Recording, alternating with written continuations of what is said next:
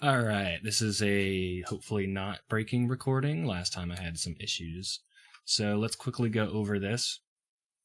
Right here on the side, we have our actual overlay bot. On the other side, we have some things that we're going to have to go into. Starting with connecting to Twitch. This is pretty simple. All you really need to do is go to your Twitch account. You can either create a new Twitch account for the bot specifically, so if it's showing up in chat, it'll show up under that new account. Otherwise, you can just use your personal account and it will pop up the same. For right now, I just have this tied to my account. So if we go into Twitch developers, that is specifically this URL, dev.twitch.tv/console. It'll bring you to your console and you can register a new application. I've already gone ahead and done this. But pretty much you just want to pick a name that is not already used, because some people have bots that will have that name. You go into manage and then you will copy your client ID. You'll create a new secret and then you will add that over here into your Twitch creds panel. Along with that, you'll see you have an OAuth redirect URL. You want to make sure you copy this callback right here. You can just hit the little copy button over there, paste that in here and hit add. Make sure you have this set to confidential. That doesn't really matter, but I mean, I wouldn't recommend having it public. And then that's pretty much all you have to do to connect your account over. Make sure you plug those client and secrets into these respective text fields, as well as populating the Twitch channel name with your Twitch channel. In the future, I might add the ability to go to multiple channels at a time, so like you can view if you're a moderator or something, or at least if the bot is set to be a moderator on that particular stream. So once you've done all of that, then you want to go to your OAuth scopes. This is going to generate a token through Twitch's API in order to give you an access and refresh token along with your privileged scopes down here. So this is essentially all of the things that your bot is going to be able to do when connected. And you can toggle these by selecting. If you hit reset defaults, the defaults are currently set to chat read and edit, as well as moderator read follows. So that way we can have our follow alerts set up. And obviously any other scopes currently don't really do anything. You can go ahead and select them and add them, but in the future they will actually be implemented to do such functions and overlays and whatnot.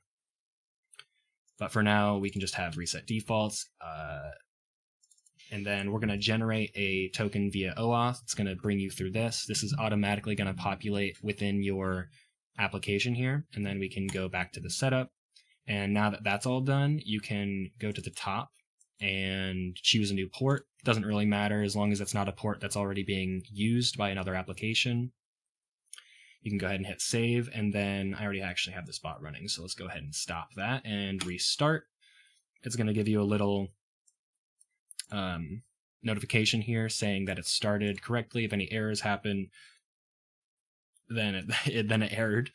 You can also clear your token down here if you want, or copy paste and save in a new token if you don't want to use this generator here. Same thing with your ID and secrets. Finally, once the bot is started and you have this working, you want to make sure that you go into your OBS. So I'm going to pull that over here. And all you want to do, I have a test scene right now. You want to create a new browser source, okay?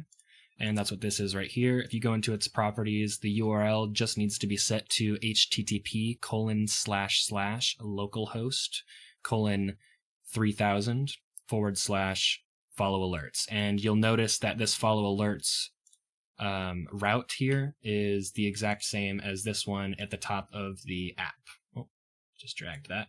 At the top of the app here. So you can kind of see the same thing with this, although if you tried going to this set Twitch credentials, that is not going to work in any other place other than your app here, for reasons of all of these credentials are stored locally to the app on your system. So there's no way for anybody to get to these other than you.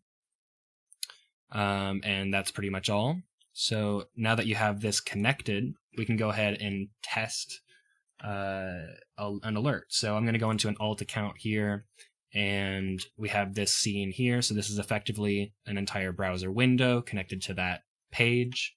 And I'll even pull it up here on the app itself so we can see it in both OBS and the app. So I'm just going to follow myself. And there we go.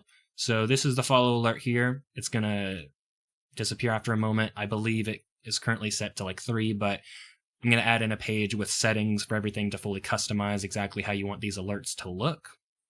And then also in the future, we will add commands and stuff. Currently, I think there's a very simple one. Let me pull this open. That's something like $dice. And then, yeah, and so that'll just do like a roll. And we can do that one more time to prove to you that this is random and working just fine. Anyway, that's pretty much everything. Hope this was helpful, and peace out.